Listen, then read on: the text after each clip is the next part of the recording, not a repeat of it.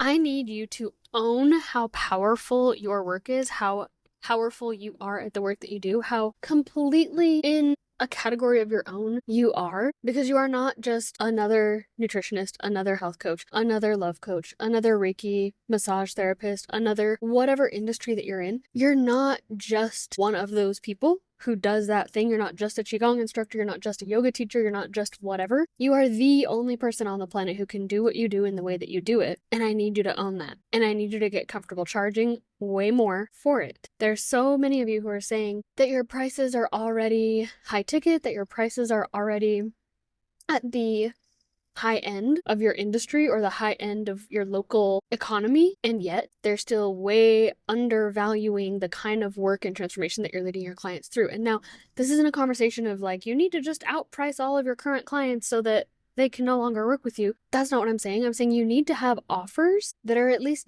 double, some of you triple or quadruple your current rates for the people who are ready for that kind of transformation. And so that you can give yourself permission to stop overgiving absolutely every drop of your life force, of your inspiration, of your time, of your knowledge, of your wisdom to people who value what you're sharing, but not as much as the person who values it so much that they would pay you more for it to get that more specific transformation that you're trying to spoon feed is the word that's coming to mind, but the visual that's coming to mind is the mama bird giving her, pre-digested food to her baby bird. Like, that's what you're doing with your wisdom, with your time, with the knowledge and experience that you have for these clients who, it isn't that they aren't good clients or that they don't value what it is that you're doing, but it's that these people aren't getting as big of results as they could be because they don't value the transformation that you're trying to give them as much as the person who would be willing to invest more, yes, money, but also invest more time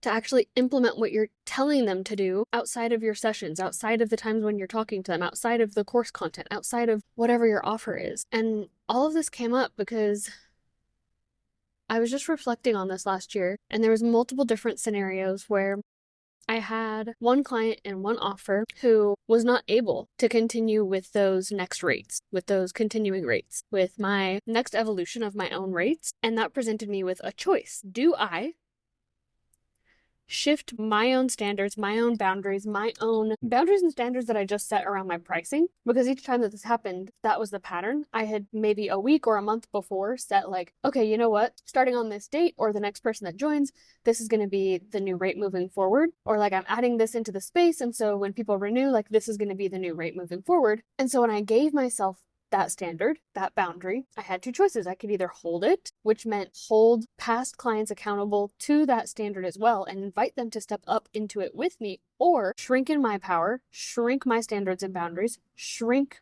my desires, shrink what I wanted to give them, shrink the transformation that I wanted to offer them to fit within whatever financial compensation I thought would make them say yes. And now in all of these scenarios, I had other offers where they could have joined lower ticket offers to continue staying in my world. And for all of these scenarios, the people chose not to stay in my world. And it was not at all like a malicious or vicious thing of like, oh, well, you quit, so now we're not friends, we're not connected, I don't like you. It's nothing at all like that. It was more of just a recognizing and acknowledging and noticing like, okay, this is what this person values what I'm offering at this time. This is where they're placing that value. It says nothing about the work I'm offering. It says nothing about the work I want to offer. It says nothing about my rates.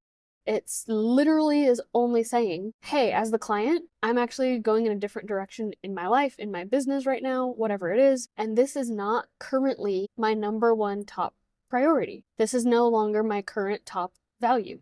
This is no longer the thing that I want to, that's it, prioritize above everything else. And that's fine. And what I find so freaking fascinating that I was literally just like reflecting on, one of those moments when dots connect out of nowhere and you're like, holy shit, I didn't recognize that before, but that's really freaking cool. It just popped into my head that every single situation that this happened in, whether someone literally said to me, hey, I can't afford to continue being in this space with you right now, or if they said, I'm going in a different direction right now, or if they said, life is getting too crazy, or I'm going through this, this, and this, so I'm actually going to focus on this right now. Like, no matter what the exit conversation looked like in the moment where I could have wobbled, where I could have said, oh, maybe I shouldn't continue to expand my rates. Maybe I shouldn't continue to expand this offer in the way that I want to, in the way that I'm being intuitively pulled towards. Instead, when I chose to do that, instead of shrinking it, almost every single time within 24 hours, I would have someone not only sign up for one of those spaces, but multiple times they paid in full, completely disproving any potential belief or wobble that, oh, people can't afford my rates. Oh, people who want this transformation aren't in my audience. And most of the time as well, these people came out of nowhere. They weren't people who have been liking all of my content. They haven't been commenting on all my content. It doesn't mean they weren't watching.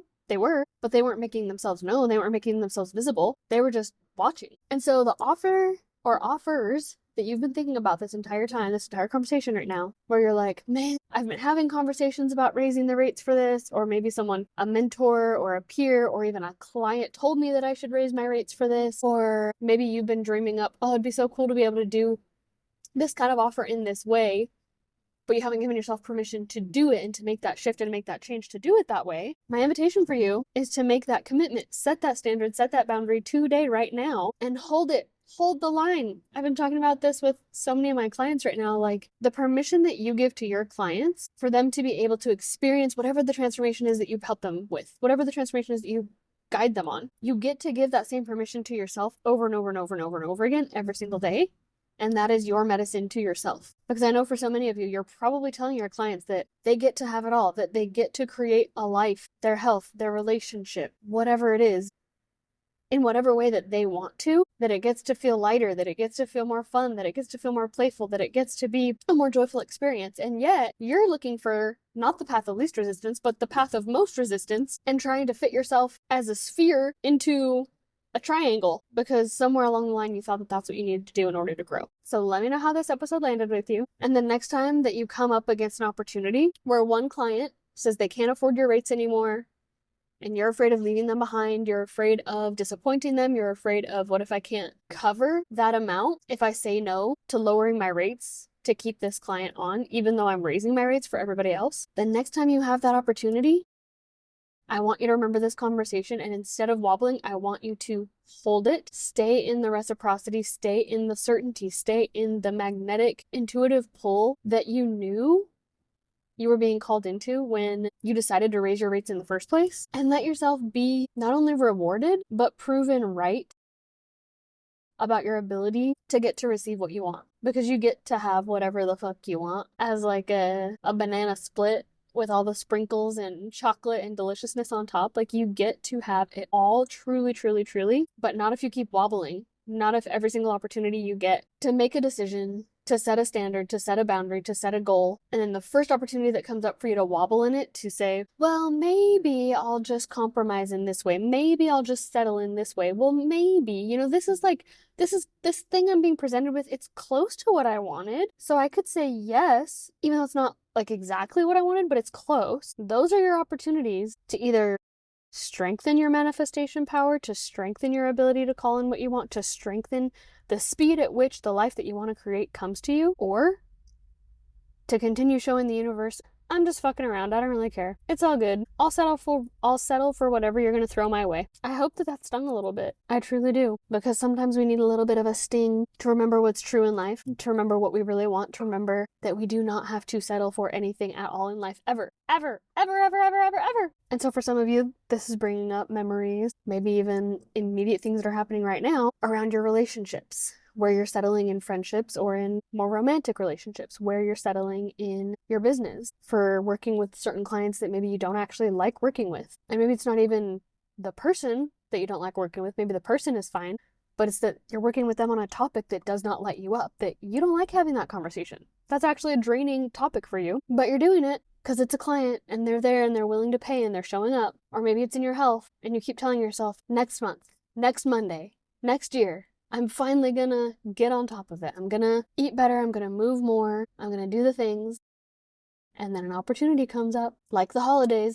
I cringed so hard at the gym the other day. I saw an old friend that I haven't seen in a while, and she was saying that she was just in the gym trying to find some balance because you know how the holidays are with all the eating. And I said, no, I don't know, because I have trained myself to not overeat, to not eat food that I know is going to make me feel like shit. And when I do choose to do that, because there are occasions where I'm at a nice restaurant that uses quality ingredients, and I'm like, you know what sounds really fucking good? A brownie, or like the lava cake, a brownie with ice cream on top, or like the lava cake. I'm like, I am a sucker for a really, really good chocolate dessert. I bring my enzymes, I bring my probiotics, I bring the stuff that'll help me feel better anyway, and I don't do that every day. It's like a once in a while thing. But I don't settle and sacrifice my boundaries and standards around food just because an opportunity presents itself, like the holidays, to choose different. It's an identity, it's an internal place of being. And so if you're loving this conversation, you should really be inside of Unrelatable, the Rapid Identity Reset Library. This is a new space that's only ever been available inside of my high-ticket, close proximity spaces.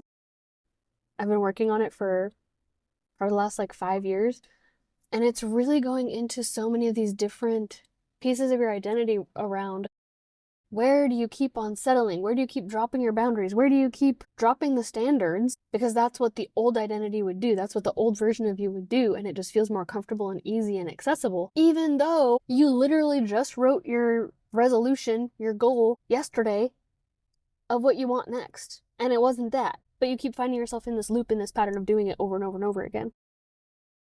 Where are you dropping the standards and boundaries in relationships, in money, in health, in pleasure, in your business? Let me know on Instagram, and I hope to see you inside of Unrelatable very soon.